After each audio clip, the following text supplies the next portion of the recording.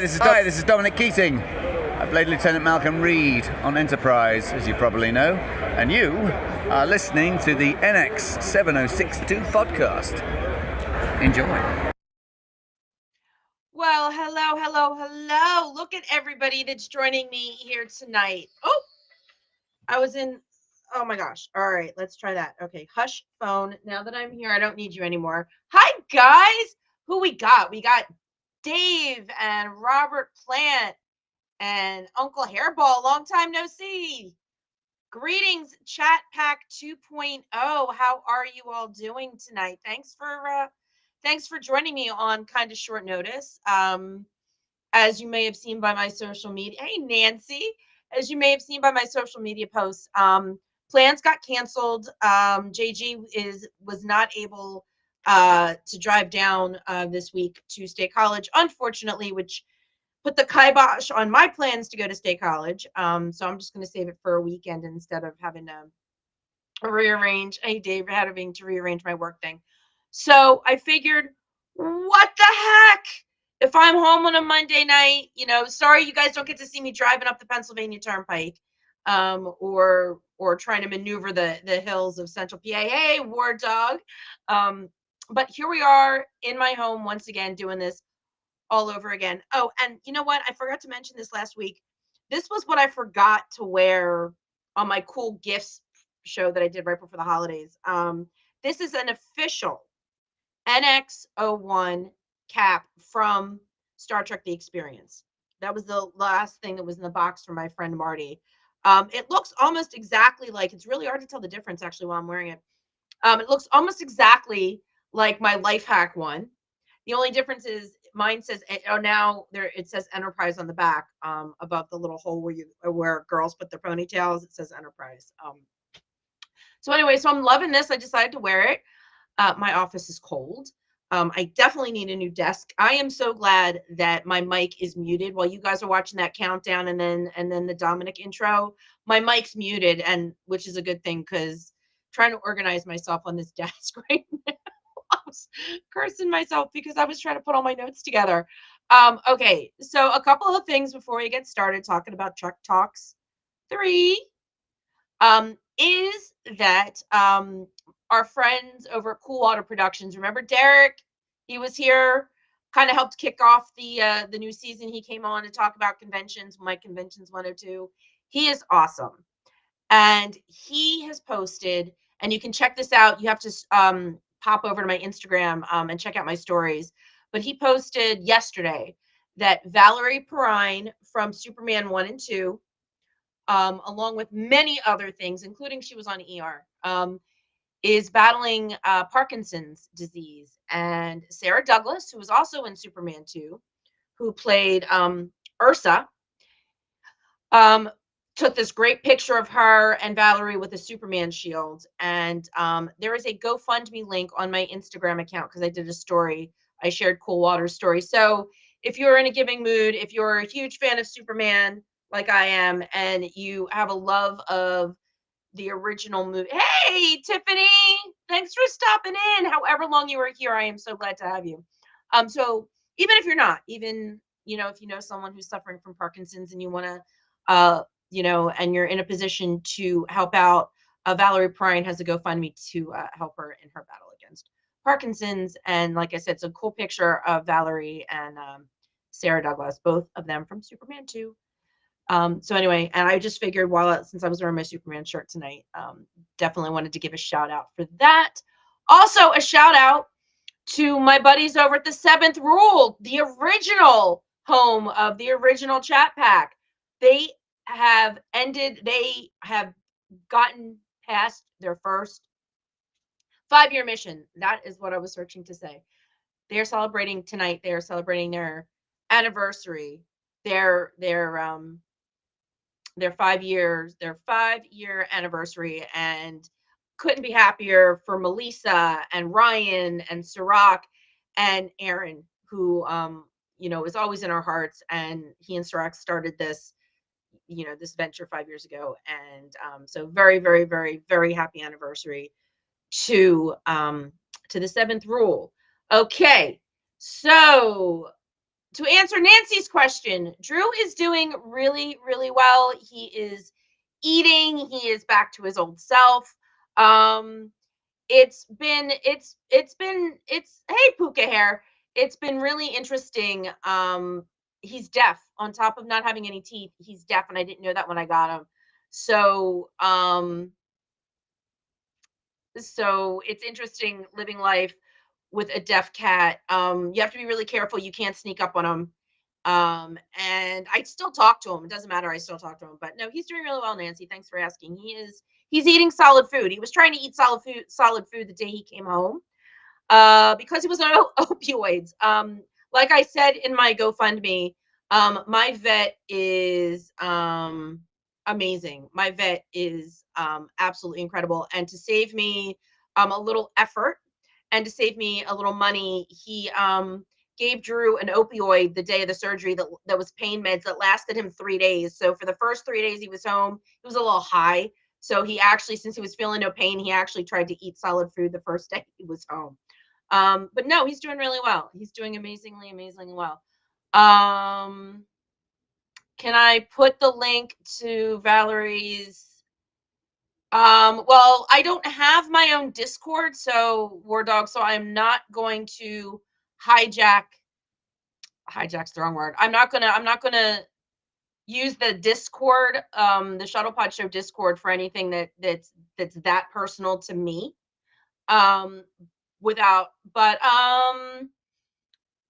Yeah, I can put it on my if you are a patron, War Dog, and I believe you are, yeah, I can put it on my Patreon. Absolutely, and I appreciate you asking. I will absolutely do that. Thanks. Am I missing anything else? Well, I've been yapping about Drew. If you don't mind, can you send me a friend? Oh, there you go. Let's see. Okay, so all right, thanks, War Dog. Yeah, I'll put it on Patreon for you. I will try really hard not to forget. It's possible I'll forget. You could always send me a private message also through Patreon if I do forget. But yeah, I'll need to go back and find the GoFundMe link. But yeah, I can send that. And that's very sweet of you for asking. Like I said, I loved Valerie Prime, Miss Tessmacher. She had some great lines. Superman 1, which I just watched because one of the things I got for holidays was the Superman Blu-ray, the 4K Blu-ray. Oh my god. And so of course I've already watched the first Superman, and there's this great line where Lex goes, "When I was 6 years old, my father said to me," and Miss Taskmacher looks at him and goes, "Get out." He said before that, and then leads to one of my favorite Lex Luthor lines about utilities. Stocks may rise and fall, utility companies may fail, people are no damn good, but they will always need one thing: land. I know I paraphrased, but it's probably one of my favorite. Superman just has so many great lines. Yeah, and Miss Tessmacher absolutely was one of my favorites. Away from it just so I could join a particular CB radio club. You know what, Uncle Hairball, I have to tell you, my mom joined Facebook a million years ago specifically for like coupons or something from one of her favorite restaurants. So I hear you. She had me set it up. She hasn't used it in years, but it's still there, and I get reminded every January 1st because we put in a fake birthday. Let's see. Superman first flight sequence, one of the yes, absolutely, Puka. Can't agree. Christopher Reeve was Superman. There's absolutely no doubt about it. I mean, I love Henry's performance, but it will always be Chris Reeve for me. And I think I've said this before. I think I might have actually said this recently. So if you guys heard this, I apologize. But The Flash had its issues because of Ezra Miller and their personal conduct. And I was on the fence about seeing it. I know people actually boycotted the film because of Ezra, but then I thought, Ezra's got paid, so he can't. As far as he's not getting residuals, Ezra got their money. They filmed their movie. They're done. So going to see it in the theaters helps Warner Brothers. Shows people that there's interest still in the DC universe or whatever. And it was a good movie. I enjoyed it. But the biggest reason that I went was for one more time, just one more time, to see Christopher Reeve as Superman in a movie. And it was beautiful. It wasn't just that, it was the way they brought him in. And it's now on Max. If you have Max, you can go see it for free. You don't have to spend any money. Fast forward it to that point. Don't care. Like don't watch it. I get it. I get it. If you have issues with Ezra, or you're just not a DC person, I get it. Just ask Google where the timestamp for that spot in the movie is, and fast forward it and just watch it. It's towards the end. I had to sit through a lot. And every time it looked like they were about to show the multiverse, they didn't.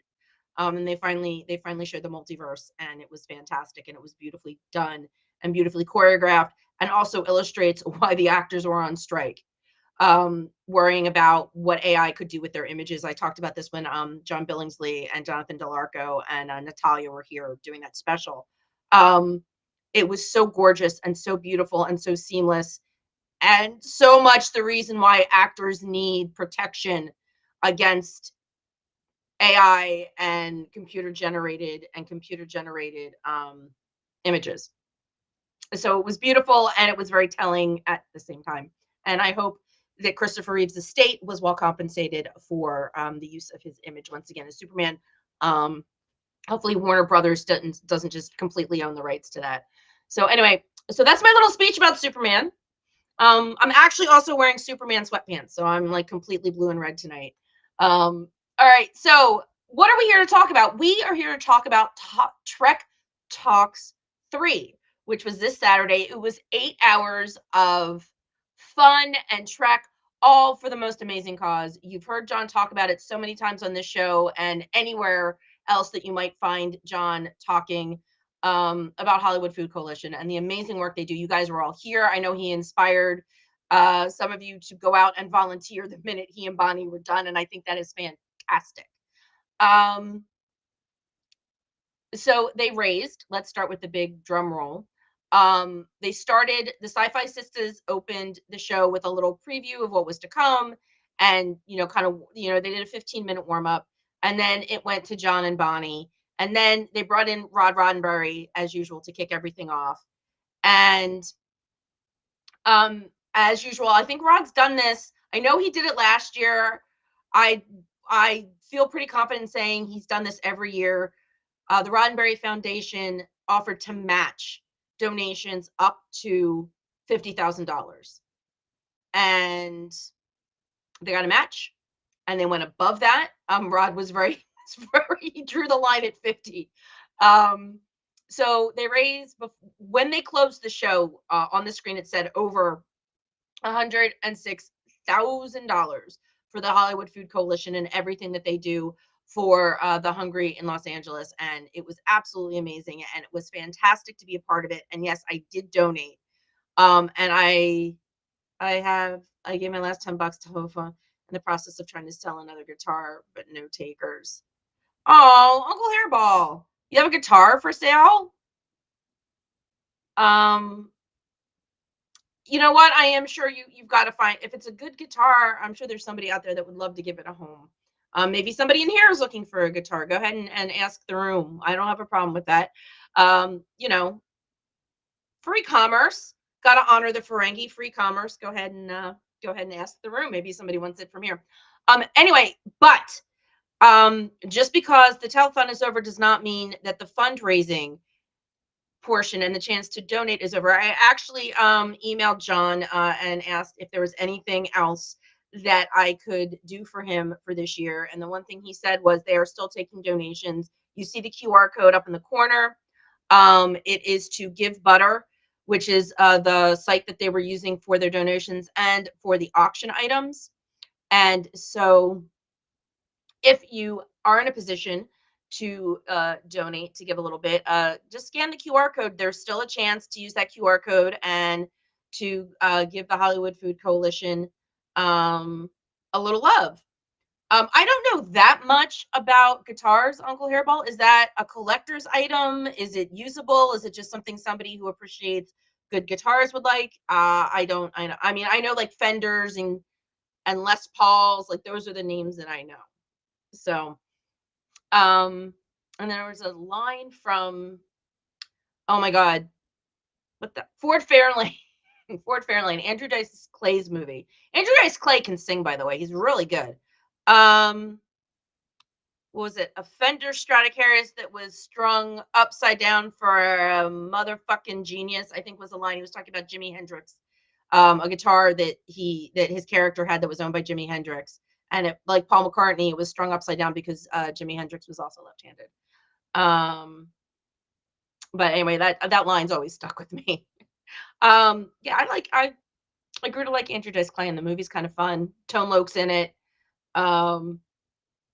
Yeah, it's a fun movie. It's a fun movie, and it's got a really cool car, and it's got a classic Ford Fairlane. And like I said, Andrew Dice Clay sings a song that I've also heard covered by Eric Clapton. I don't know if Eric Clapton was the original, if his band was the original. But anyway, I digress. Let's get back to Trek Talks. So at some point, scan the QR code. I believe for at least a week. John has said people, donations come in for at least a week after the telethon. So as long as that is active, as long as that site is active, you can donate, and you can also see who were the lucky people that won the auction items. Last year, what they did was they said that if you donated X amount of dollars, then they'd put you in a raffle, and they draw a name, and you got to go to the Magic Castle with John and Bonnie, and if they could get some other Trek celebs to come and join them, they would. This year they did it differently, and I think I like this way better because this way nobody has to track anything. The telethon can go on. John and Bonnie don't have to pull names. Nobody has to, sort through anything while this is all happening live. They did a silent auction on the same site that they were taking donations. There was a section for an auction, and they auctioned off the same event, duplicates of 2 events. So there were 2 evenings at the Magic Castle that 2 people so 2 people could win that. And then there were also 2 invitations to the STLV cocktail party that is hosted by Amy, and I can't remember her last name, so please forgive me. But they have this wonderful kind of angel donor and angel supporter named Amy, and she's fantastic. And every year for the last 2, she's hosted a cocktail party at the Delano, which is about 10-15 minutes or so ride from the Rio. So on Saturday night, very informal, just some snacks and drinks. And it's a fantastic, and you never know who's going to show up at that cocktail party either. So it was great. It was great. If you're going to go to STLV, it's something fantastic to do on Saturday night, and you would still have time to go to the gala if you so chose. I went to the cocktail party and then went, and that was the night that I hung out with Peter Macon. But so those were great prizes. They brought in, a really decent amount of money. And I'm sure the winners are going to have a fantastic time. Totally jealous of anybody that gets to go to the Magic Castle. It's something that I have on my to-do list the next time I am out in LA, if I can. It is a members only club, so you have to know somebody that can get you in. But yeah, it looks fantastic, and I'm such a sucker for Magic. Penn and Teller, David Copperfield, kind of old school Magic, but Penn and Teller definitely probably my favorites, with David Copperfield coming in just underneath. So what else? If you haven't watched it, it is still available on YouTube, and you can watch it in chunks. I just love watching it live. I love that feeling of knowing exactly what's happening when it's happening. And I'm not gonna lie, I'm gonna be honest. They did some celebrity one-on-ones. They called them celebrity spotlights. And of course, my favorite, shout out to John Champion, who does mission logs for Roddenberry Entertainment, the Roddenberry Podcast Network. There's a show called Mission Log, and John Champion does Mission Log. Well, he's the one that interviewed Connor. Connor did a solo interview with John, and it was fantastic. John's really natural. It was a conversational interview, which is my style as well. So of course, anybody that does that same kind of style, you have to love that. And he actually was able to check into the chats. So he was actually able to catch some questions and give Connor some feedback from the chats, which, as it was flying by, he also gets props for catching it as it was flying by. Some of the other highlights, the Picard season 3 panel was a highlight. Todd Stashwick. I don't want to spoil any of this. You guys have to go watch it. Todd Stashwick is fantastic and funny and was so. You have to watch like the entire time. Just don't watch anybody else. Just watch him. Watch him because he was great. They also did a panel about those old scientists, the Strange New World Lower Decks crossover. That Tawny Newsome was a part of that. Jonathan Frakes was a part of that. The writers were a part of that. And they talked about how they actually ad-libbed for the first time. Jonathan Frakes mentioned how refreshing and fabulous it was to be on a Star Trek show where everybody was like, yeah, okay, just he was just yeah, go ahead, ad lib, do things. And how much fun it was, and how much fun it was to see oh, why is this actor's name, John Quaid, do a live action version of the Boimler run down the hall, and how that cracked everybody up. And some of the different things and that they let in that were literally just ad libs. And Tawny, just watch it. That had to be one of the Picard. And the one, this killed me, and I'm gonna have to go back and watch this because it killed me. My mom kept calling me while I was trying to watch Doug Jones, who was the show closer. She needed some tech support, and I'm like, could you please wait until Dougie's done?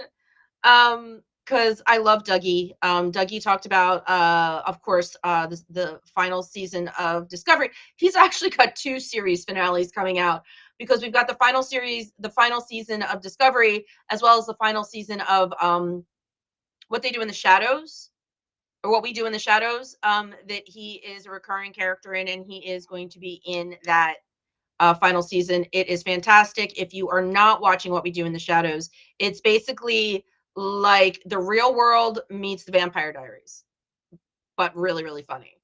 And Matt Berry, who I love from the IT Crowd, is in it. Everybody else is fantastic. Doug, obviously. Kristen Shaw also has a recurring role, and I love her ever since Daily Show. So Doug talked about all of the stuff and all the endings that he's been doing, or that he's going to be involved with this season. There were, and I mean, when they do this, they bring in composers, they bring in writers. So it's even better than a convention, because usually the conventions, and listen, I love conventions. You know how much I love conventions. But the fact that they bring in so many different people, they brought in a composer as Celebrity Spotlight. Her name was Naomi something. I'm terrible with names. But they bring in all different people. It's not just about the actors. Terry Matalas was in the Picard season 3 panel, so you got to hear from the showrunner as well as the actors. And like I said, they did the spotlights. And listen, if there's somebody you don't want to listen to, that's the only thing about live versus tape. So obviously you can fast forward, but please make sure you watch the credits, because I got a very lovely surprise. I was in the special thanks version of the section of the credits, and I thought that was so sweet. But John, that's the type of person John is. He wanted to make sure that everybody that did something or contributed to helping get the word out, or whatever it is. So I was an excellent company, absolutely stellar company in that thanks list. It was just a lovely, unexpected surprise, and I thanked John for that as well. But yeah, if you haven't seen it, I get it. 8 hours on a Saturday is a lot. I honestly thought I was going to get housework done around it. Didn't happen. I just ended up sitting, working on the computer, hanging out with Drew. If you guys saw the picture, I was hanging out with Drew and one of my other cats, whose name happens to be Grogu. They were keeping me company on the couch. It was a cold, miserable day. It's getting cold and miserable in Jersey finally.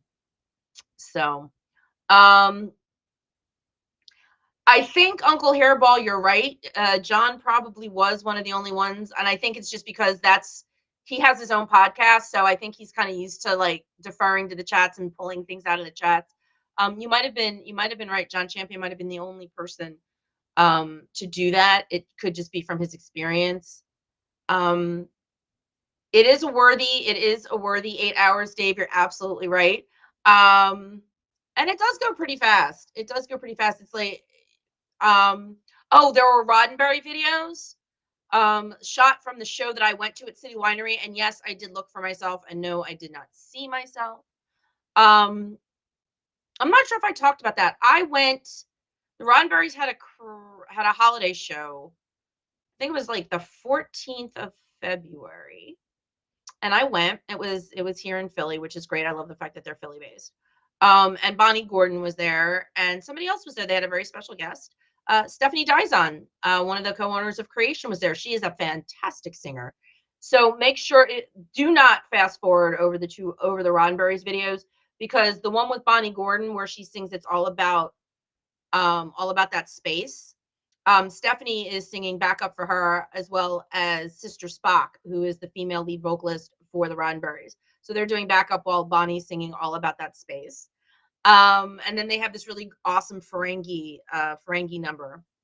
The Roddenberrys Ferengi. Yes, thank you, Dave. The Roddenberrys Ferengi. Yep. That's awesome. I have their live CD. I got their live CD when I was there. They're just a fantastic, uber talented group. Their leader, Scott, is also an incredible artist. He does some really great art. And if you are at STLV, if you're planning to go to STLV, assuming the Roddenberrys are going to be a house band again, which why wouldn't they be? They also get a booth in the vendor's room where you can buy their merch. And you can buy some of Scott's artwork, and it's fantastic. And you should definitely do that. In fact, I might have some samples to show you in regards to some things. I haven't finalized anything, so I'm just teasing this out there. But there might be some merch with Scott artwork on it involved in something that I'm doing in hopefully the near future. We'll have to see. Some things I am working on. So yeah, so like I said, go scan this code.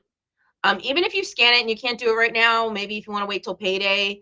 Like I said, listen, I know what it's like. I was really lucky this week that I had a little extra money that I could donate. That's not always the case. So I completely get it if you can't. But if you can, please scan that code. Please head over to Give Butter. I'd love to know where we got the name Give Butter. I think it's fantastic.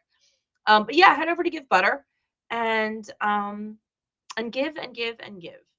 Whatever it is that you can, because Hollywood Food Co., as you know from many of shows, and if you did not see the last show with John Billingsley and Bonnie Frederici when they were here talking about it, I mean, you get the gist, obviously, from the videos that they showed during the Hollywood Food Coalition, or I'm sorry, during Trek Talks. They show a lot of videos and educate everybody about the Hollywood Food Coalition. But if that isn't enough for you, and I don't know why it wouldn't be, go to my YouTube channel and check out when Bonnie and John were both here talking about it. If you missed that, because it will make you just really understand and grasp everything that they're doing and how important what they're doing is, and why it deserves to be supported. And you know what? It's all about Trektivism. That is the key phrase that is out now. There's actually going to be a Trektivism podcast hosted by Heather Ray Barker, and there was a Trektivism panel. So if you want to find out exactly what Trektivism is, what it means, why it's important, where the name came from, there's a Trektivism panel on that was in Trek Talks 3. It's the one that's hosted by Heather Ray Barker, so you should definitely check that out as well. Like I said, this one lets you you can pause and take bathroom breaks instead of running and trying to figure out when the best time to go pee is so that you don't miss anything. East Dubuque Bridge. Hi. I always love when the bridge shows up, especially since I know how cold and miserable it is out in Wisconsin. For those of you that don't know, the East Dubuque Bridge is a bridge in Wisconsin, and it's cold and miserable out there, and they've been suffering through blizzards where retail stores, for some godforsaken reason, like to stay open even when they call a state of emergency. So East Dubuque Bridge, thanks for thawing out your fingers enough to come and visit. I thought, isn't half of you in Wisconsin? Don't you go between Iowa and Wisconsin? Geography sucks. My geography. I suck at geography. And I know, honestly, during the day, my day job is actually as a travel agent. And if I didn't have Google Maps when I was talking to some of my clients, I'd be completely lost.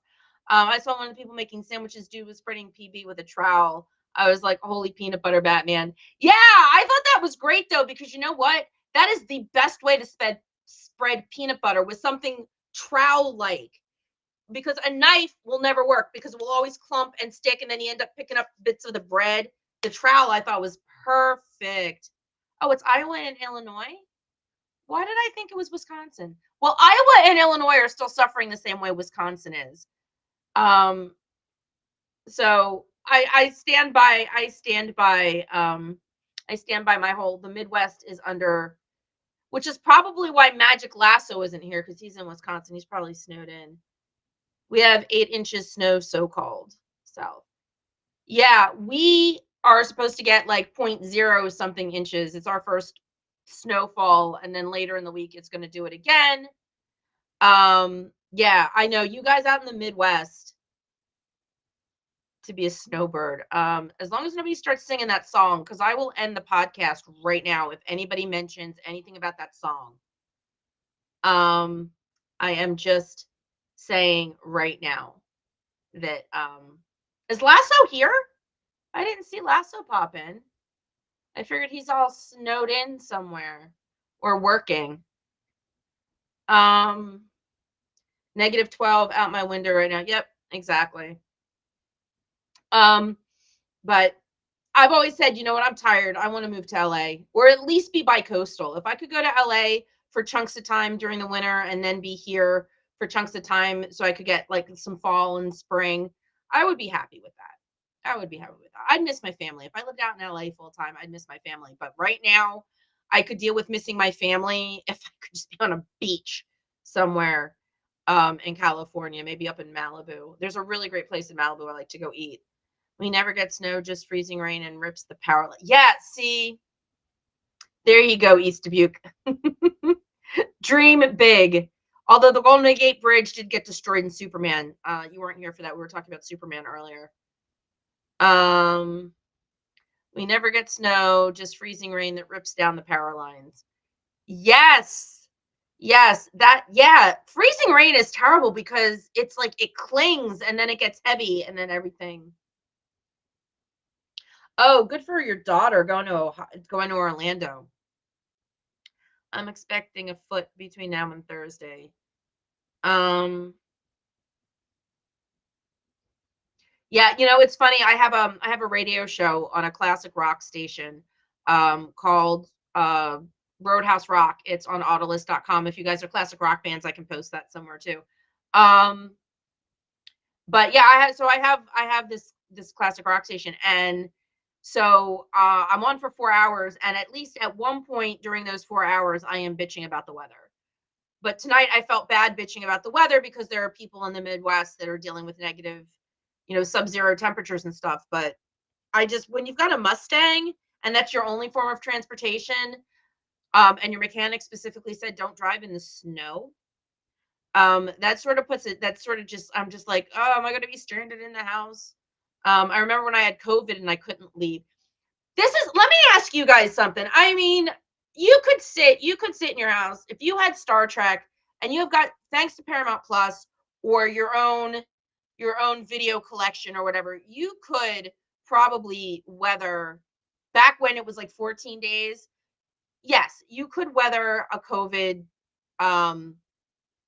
isolation because you'd have to stay in the house. You couldn't even go to the store. If you had COVID, you had to quarantine. And I am 99% of the time, I am very happy just staying at home, watching TV, doing whatever in my house. But there's something about doing that and knowing I can go outside even when I don't, versus no, you really can't go outside and seeing everybody. And I don't think there's enough Star Trek, Star Wars in the world that could make me want to like just sit at home if I have to. I get stir crazy if I have to. I don't get stir crazy if I do it, if it's self-imposed. I only get stir crazy, literally. I could spend the same 72 hours at home, but if somebody told me I could not leave my house for 72 hours, I would start to get a little crazy. It's weird. I know. It's like a mental thing when it comes to even like I said, even if I wanted to sit down and watch all 4 seasons of Enterprise on Blu-ray, which I do have, I'd still be like, oh my God, why can't I go out of my house? I can't do this. Let's see, yeah, wet and heavy. You know, it's so funny when you're a skier, like the type, like it's so funny when you're talking about snow and it's wet and heavy versus light and dry, like powder, and then what's really terrible for like us to drive in, but what's, it's actually really bad for skiing. But then, yeah, it's so funny. When we get storms, I ride around with my chainsaw and stuff, clearing trees off the road. Oh, Uncle Hairball, that's awesome. That's awesome. I have a friend that lives down in Georgia, in Lawrenceville, Georgia, but she's from the Midwest. I don't want to say Wisconsin because I'm not 100% sure, but somewhere up there where it snowed, and she would laugh because it's like 2 flakes of snow fall in Georgia and everything shuts down. It's the same thing in Nashville. Lasso and I know this. It's the same thing in Nashville. There was one February where we were in Nashville for a radio conference, and like literally nothing. It was a dusting. It was nothing. But meanwhile, I was so glad I rented a car because I wouldn't want to get in a taxi with somebody that didn't know how to drive in the snow, or got nervous because there was like a dusting on the ground. We were actually afraid that the airport was going to close. Meanwhile, anybody up in the Midwest, in Wisconsin or Montana or any of those states that live with it so much out of the year would have been like, what are you all complaining about? Yeah, I remember that year. Gosh, Lasso. I'm trying to think if that was. I don't think that was the year that we got lost. There was also a year that Lasso and I were trying to get to a party and we got lost. For those of you that don't know, Lasso and I met because we both worked in country music. Hey, Puka. Yeah, this wasn't even that though. It was barely cold out. It was like it wasn't even that.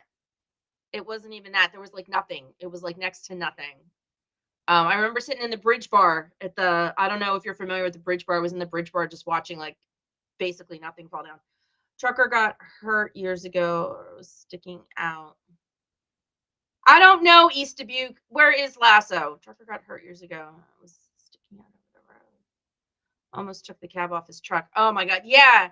It's dangerous. It is dangerous. I saw once when I was living in Central PA, I was driving home for the weekend. And if anybody knows the Pennsylvania,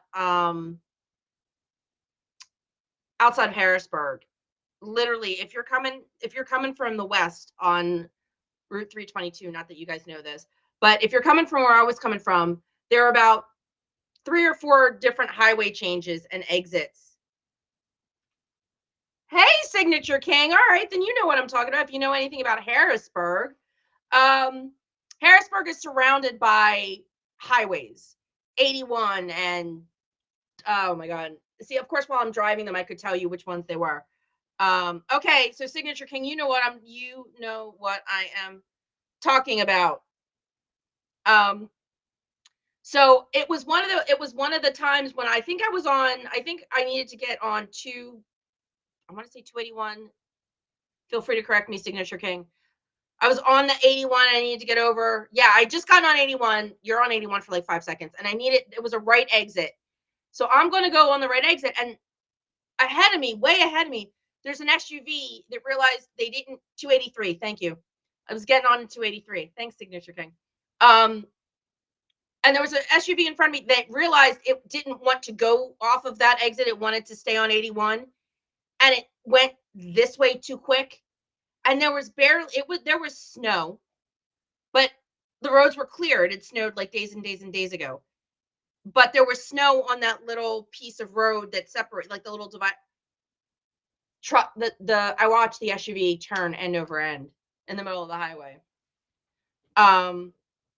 It's scary. It's scary the way people don't respect the snow, or if you just, yeah. And I get it. Listen, if you get on 283, it's a pain in the ass to turn around. But still, yeah, that's the scariest. That's the only time I've ever seen a car flip end over end. See, I know Connecticut, grew up in Connecticut. Trees in the road are not a good thing, and most people down here don't have experience driving in those conditions. Yeah, there you go. I know Connecticut. I lived in Massachusetts. I've driven in snowstorms in Massachusetts and lived to tell the tale. Lexington back to Marlborough. I've lived in M towns. Lexington back to Marlborough took what on a normal day is between an hour and 45 minutes, took me hours, 2-3 hours to get home. It was, yeah. So like I said, I've lived through it. I can drive in it. I just prefer not to, especially like I said, with the car that I have. And it's not even me as much too as dealing with other people that don't know how to drive in the snow. They're the ones that, cause I had my car slide off the road once on Route 80. I was just going along perfectly fine. Some idiot in front of me did something, skidded out. So I hit my brakes, and literally there were like 4 or 5 of us all just stuck on the side of the road on Route 80. I was coming back from Jersey. I was trying to drive from Jersey back to central Pennsylvania. That is not a place you want to be in a snowstorm. Trust me. Route 80, not somewhere you want to be. Spend the extra hours taking surface roads because there are mountainous parts of Route 80 that I would not want to be driving on in the snow. Okay, so I don't know how this turned into an AccuWeather thing. I used to work for AccuWeather too. I don't know how this turned. It's -20 in my hometown back in Iowa. Does anybody live near Ottumwa, Iowa? I'm a MASH fan. I'm just wondering if anybody lives near Ottumwa, Iowa. Let me think. Wait. Oh, yep, here we go. Okay, and I'm sure I've mentioned this before because we all know that one of my favorite things to do is take one show and connect it to Star Trek. And MASH is actually really, really easy. In fact, this episode was on the other day. I mentioned it last week. James Cromwell, Zefram Cochrane himself from First Contact, was in an episode of MASH. David Ogden Stiers was in an episode of TNG. In fact, it was one of the best TNG episodes. He played Timicin, the alien that had to go home and commit ritual suicide that Lwaxana fell in love with. And I've had this conversation with Rod Roddenberry. Majel Barrett's performances as Lwaxana were perfection. Just anytime she was on screen was a treat. But to me, there were just certain performances where they were just incredibly stellar.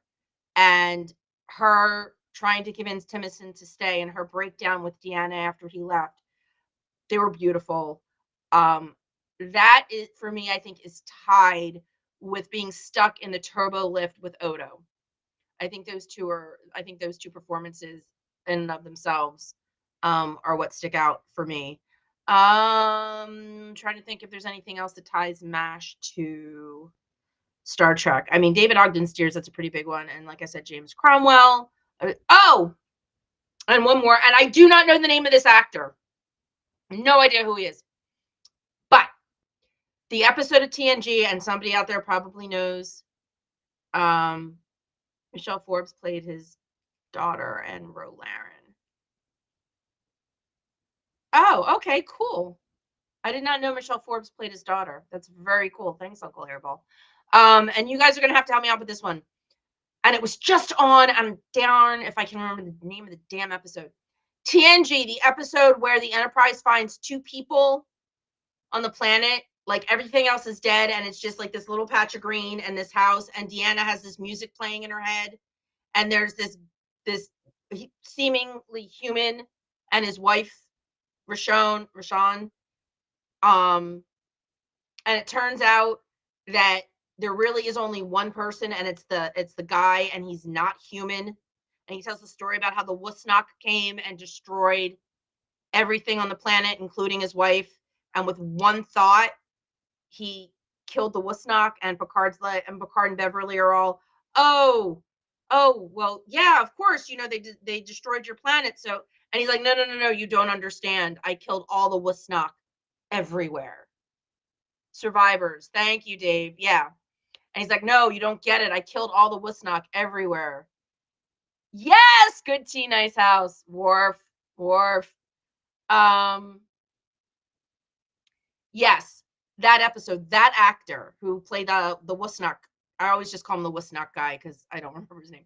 He was in a really good episode of MASH as well, playing the father of a soldier who got wounded, and he was a general. So he pulled into the MASH to check on his son, and that was a really, really good episode as well. Like I said, I just call him the Wusnok guy. But my best friend absolutely loves that episode from the standpoint of, you get all this way and you find out he literally committed genocide, and Picard's like, go back to the planet. I've got nothing. I can't. I don't know how to do this. Oh my God, Dave, you are great. You are great. Yes, Uxbridge was a Dowd and the Husnak were wiped out. Yes. And Picard's like, I can't. Where is the law? Where is I can't even fathom what you did. And I couldn't fathom a punishment. And basically you're punishing yourself because you're just going to live out the remainder, assuming this guy ever dies. I think they're immortal or as close to immortal as you're going to get. And he's just like, go back to the planet. And John Anderson, thank you. John Anderson and Anne Haney refuse assistance and do not want to be rescued. Thank you, Uncle Hairball. It was such an episode, and every time it comes on, I love it because, like I said, my best friend just loved the fact that Picard was just like, go back to the planet. I can't. We can't. Nobody can. How do you punish something for somebody like that? And yeah, so I love that episode. That guy's everywhere. He's also been on an episode of Gunsmoke. And he's done so much. It's like every time you turn around, if you watch anything from like the 60s, like I do, I love watching 60s television. One of the reasons I love watching 60s television is to see what guest stars pop up on what shows. So he was on an episode of Gunsmoke. MeTV was running promo for Perry Mason. It looks like George Takei was in an episode of Perry Mason. Haha, East Dubuque Bridge. You know, more than one person can have the name John Anderson. So look at that. See, we're talking about the weather and all this other stuff, and somehow I still managed to eventually bring it all back around to Star Trek. I am just that impressive. Guys, thank you so much for hanging out with me for the Trek Talks. Yes, he was War Dog. Absolutely. He was a fantastic actor. Oh, Dave, that's so great. I got to throw this up here before I sign off. His race had a deep but complex moral conscience, but he was hurt beyond. Yeah, exactly. Exactly. It's like he didn't want to fight because, yeah, it was very interesting. It was an interesting episode. And that's what Star Trek is about. Star Trek, Star Trek really, those thinkers that they give you. Yeah, John Anderson was that guy, MASH was a good one. Yeah. Exactly. I mean, I think there are very few episodes in the 11 years that MASH was on. There are very few episodes that I actually don't like. And if it's on, I will watch it 9 times out of 10. If MASH is on, I will watch it. I was this close to being able to meet Alan Alda, and I was denied, and that's on my bucket list. I did meet his wife. His wife is lovely. Oh, there you go, East Dubuque. It's just a different spelling. Like there's a Jon Stewart that's a singer and composer that wrote Daydream Believer. And then there's Jon Stewart, the host of The Daily Show. And it's the difference between Jon and John. So guys, thank you as always for joining me. If you have not had a chance to watch Trek Talks 3, just head over to the Trek Geeks Network. That is where you're going to find it. Oh, and I also wanted to mention the very end where they're saying their thank yous. Yvette Blockman from Sci-Fi Sisters has something amazing to say about Martin Luther King Day and why and how it fits into Trek Talks, because today is MLK Day and Trek Talks was set for this weekend very specifically. I want to make sure I got all the rest of my notes. Yes, they are talking about a Trek Talks 4. The last couple of years, the official announcement has come at the cocktail party. I don't know, like they're already talking about it, so I'm feeling okay to mention it. Let's see, I mentioned Connor. Still donate, still watch. I think I hit on all the important post Trek Talks points that I wanted to hit on, but you know what? There's, talk amongst yourselves, or thing that never hurts, so you can still watch the show. Fabulous panels. I said all of that.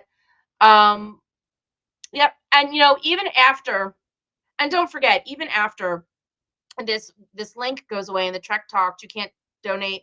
Yes, absolutely love #sci-fi sisters. Absolutely, Dave, you are so right. Don't forget, use this link, or if you can't donate now, but you might be able to donate in the future, you can always donate directly to the Hollywood Food Coalition. Everything helps. Everything helps to do all of the amazing things that they do. Yep. The Sci-Fi Sisters opened and closed. They are amazing. If you're not watching them, you absolutely should be. So I hit on everything. And like I said, the big message of the evening is please go donate and help the Hollywood Food Coalition. And you know what? I mean, and of course, I'm going to work on getting John and Bonnie on in the future, hopefully to talk about some more amazing things that are going on, but we'll see. But you know what? I am also working on obviously getting new people. So that will hopefully be happening in the near future. What is coming up next week? Who knows? I wasn't even supposed to be here this week, but I always love hanging out with you guys. You guys are the reason that I'm here. So I appreciate each and every one of you. And until next week, please take care of yourselves. Stay warm, stay off the icy roads. And as always, be sure to live long and prosper. This is Connor Turner. You've been listening to the NX7062 podcast with Stephanie. Enjoy your